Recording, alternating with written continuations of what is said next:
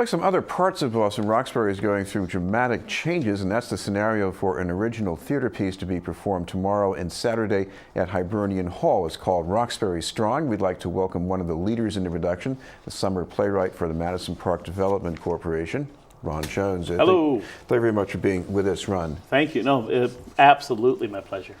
Talk about that title, Roxbury Strong. We heard Boston Strong. We're sort of trying to heal after the trauma of terrorism.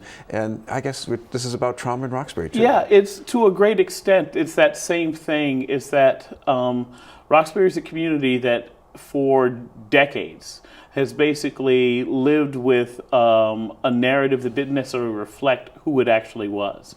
And that narrative was negative and traumatic, and a lot of times it was a narrative imposed by those who were not there. The problem that happens with that a lot of times is that when that dominant narrative can become so pervasive, some people even within the community can buy into it. And so this show is an effort to try and make people understand that for years, the neighborhoods like Roxbury have basically experienced the type of trauma and circumstance that no one would wish upon themselves, just like in any type of tragedy.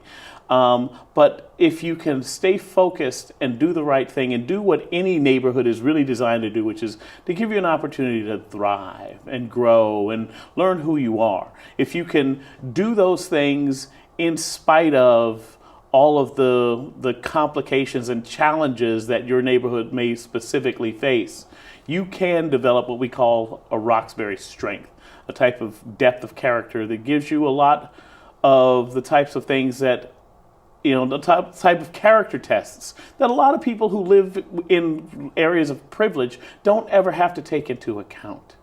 And I think that it's a skill. It's as one of the people I interviewed for the play said to me, she said it makes you it's like a superpower if you can see it in those terms.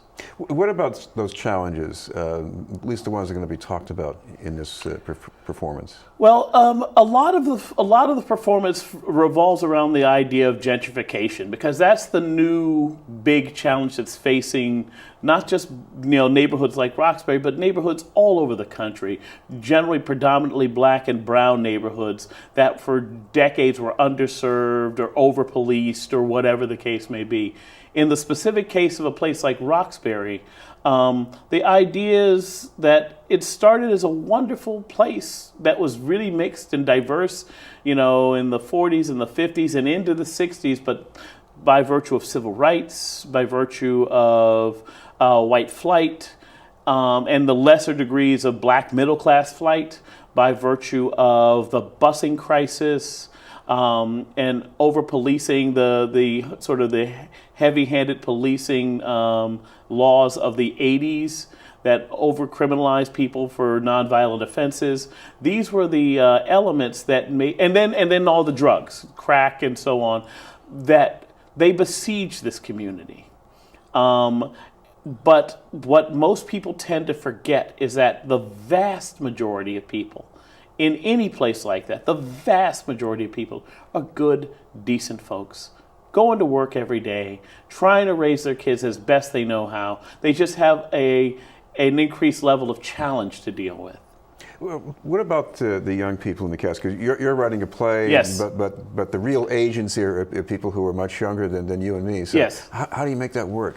Well, as I said before, part of the structure of the show is that I interview dozens and dozens of people from across the spectrum of Roxbury. Lifelong Roxburians, young ones, old ones, people who work and own businesses in the community, just neighborhood regulars, law enforcement people.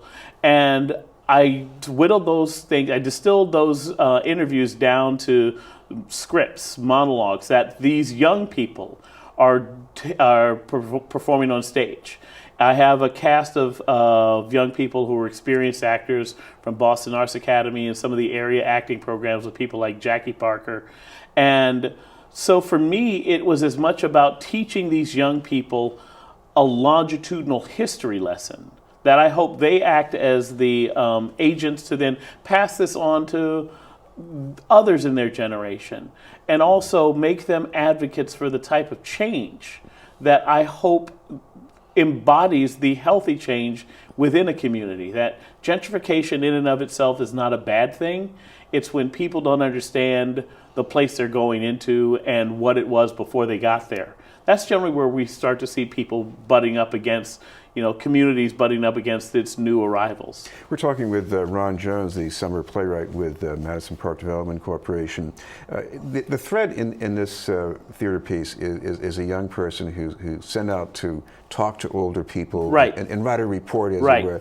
And what about the young people in this cast? Did they sort of do that at least to some degree and maybe see things in a different way? The first chunk of our rehearsal process was me just throwing stuff at them. Literally, read these articles. Let's talk about this. I actually started on our first day of rehearsal. I started with sort of 3.5 central questions. Number one, what makes up a neighborhood? Number two, who owns a neighborhood? Number three, what does ownership look like? Is it actually title, and i.e. you own property, or is it maintenance? Do you just keep it a certain way? Do you treat it like you own it? And finally, when we talk about all of the challenges that a neighborhood like Roxbury or any neighborhood faces, how much of it is race and how much of it is power? There's a difference between racism and bias, because bias isn't necessarily racist, it's just advantage working to its favor.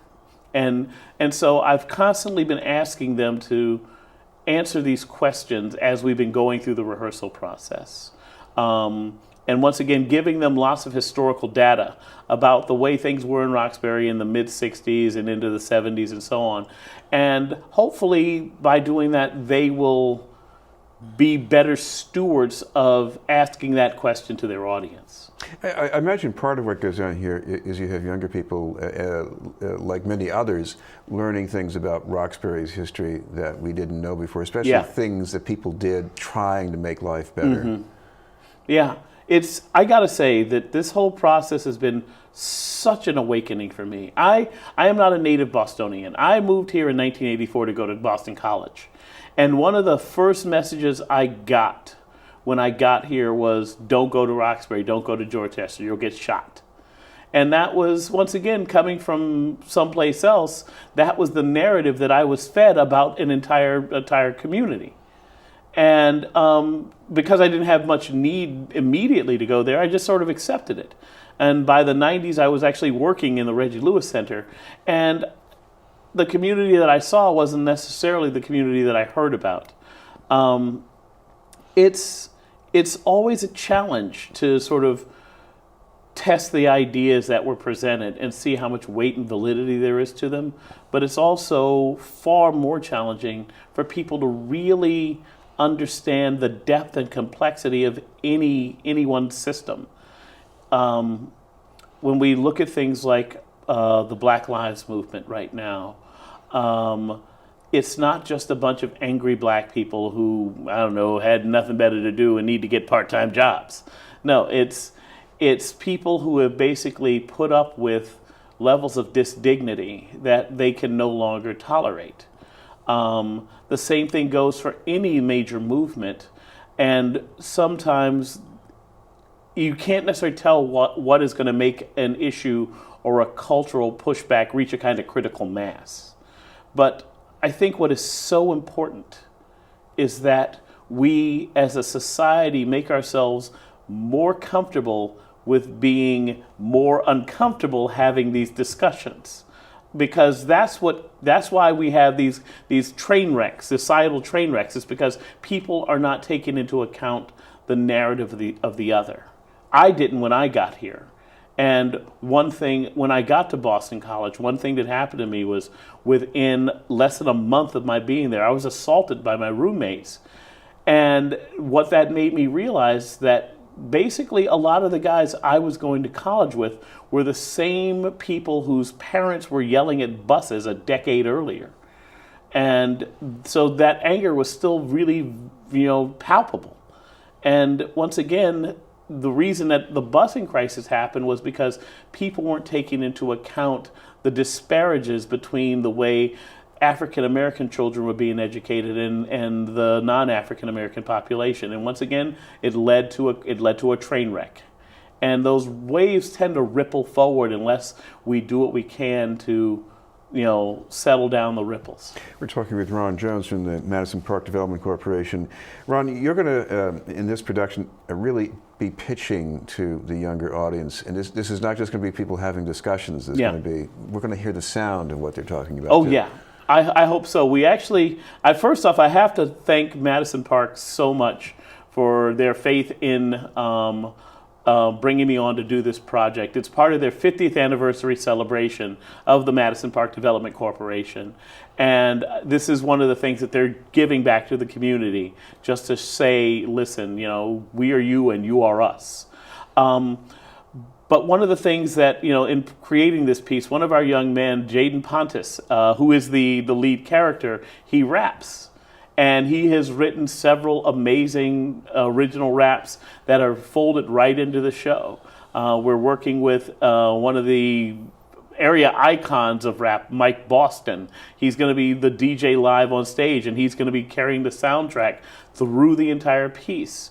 We're really trying to make it a piece that not just speaks to the longitudinal history, but has a progressive edge that really, we hope, resonates for young people and for even older folks. I mean, it's not as if, I wasn't listening to rap 30 years ago. It just sounds different now, that's all. She mentioned the performances are going to have one on Thursday and two on Saturday?